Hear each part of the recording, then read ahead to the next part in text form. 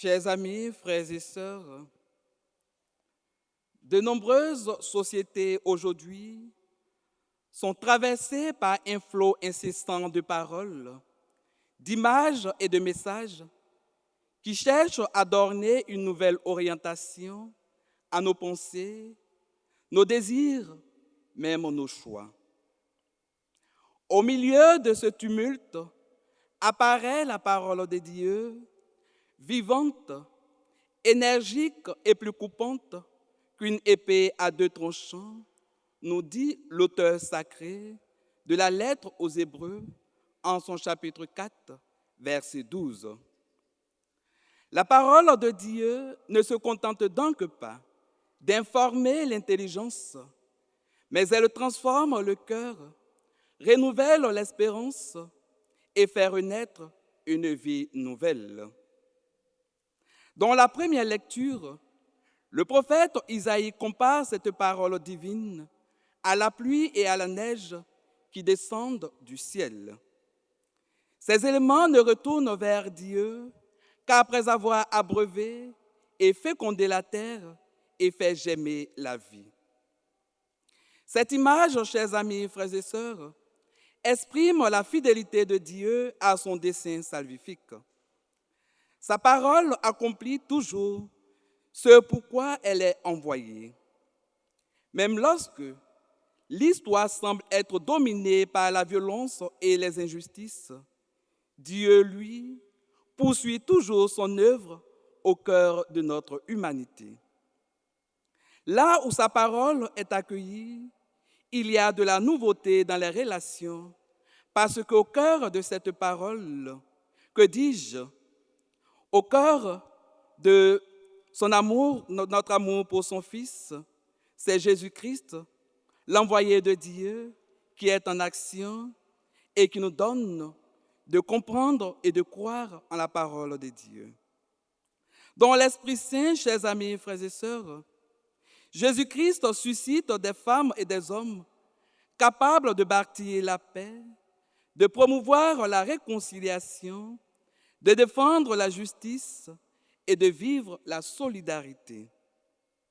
Ces actions ont pour but de participer à la sauvegarde de notre humanité, au bien-être de chaque individu. Une mission qui relève de la vocation de tous les croyants et qui consiste à collaborer à l'œuvre salvifique du Créateur. Dans la seconde lecture, Saint Paul élargit notre regard en affirmant, et je cite, « La création tout entière gémit maintenant encore dans les douleurs de l'enfantement ». Fin de citation. En effet, la parole de Dieu rejoint les souffrances de notre monde. Paul invite donc les chrétiens à regarder au-delà des épreuves. J'estime, poursuit-il, qu'il n'y a pas de commune mesure entre les souffrances du temps présent et la gloire qui va être révélée pour nous.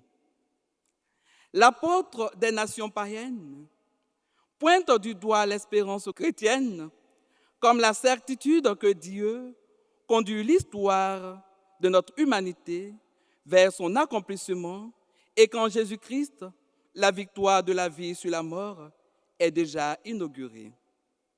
En clair, Paul invite les chrétiens à plus de courage pour le témoignage de l'Évangile. Cette invitation, chers amis, frères et sœurs, trouve un écho dans cette page de l'Évangile de Matthieu avec la parabole du sémeur. En effet, ce sémeur ne ménage pas sa semence. Il la répand avec générosité sur l'étendue de la terre.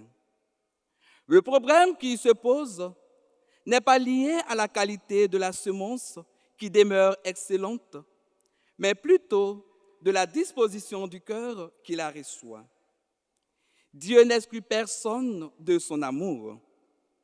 Il offre sa grâce à tout le monde, les bons comme les moins bons. Tous, ils entendent l'appel de Dieu, mais très peu accueillent son amour. Un sage disait un jour, que chacun de nous est le champ de Dieu. Chacun peut devenir une bonne terre s'il accueille la parole de Dieu avec un cœur débordant d'amour pour les autres.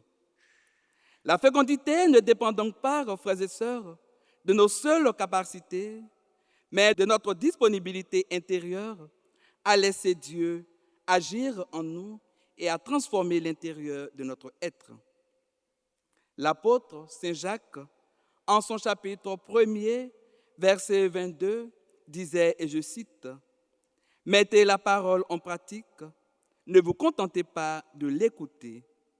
Puisse Dieu, par l'Esprit Saint, disposer notre cœur à faire bon accueil à sa parole, à la laisser transformer le fond de notre être pour le témoignage de son amour pour notre humanité et que sa gloire se manifeste à jamais. Amen. »